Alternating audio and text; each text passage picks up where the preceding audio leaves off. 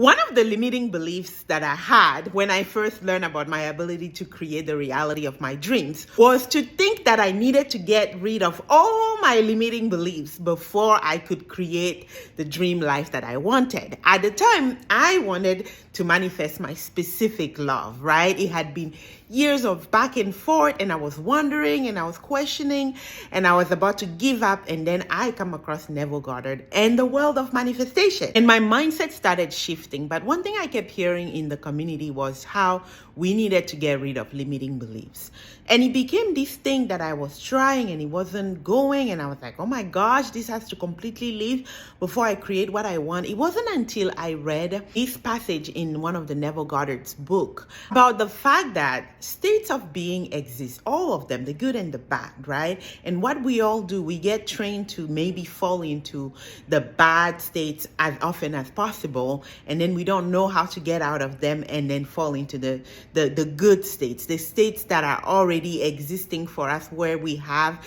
the things that we want, where we are the people who know that they have the things that they want easily. Then it became clear I just needed to shift states. I needed to create enough evidence within me. And when you work with me, right, that's one of the things that I'm going to teach you how to do, how to create evidence within you that you already are who you're trying to become. You don't have to try that hard.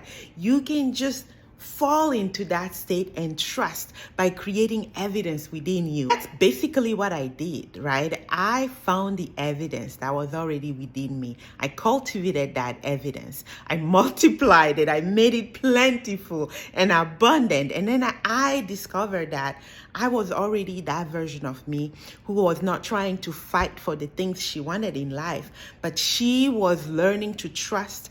And from that space, she was taking inspired action. And quickly enough, one of the biggest things I wanted to manifest back then was to manifest dating and marrying my person, my love. And guess what? Within a year, I did it.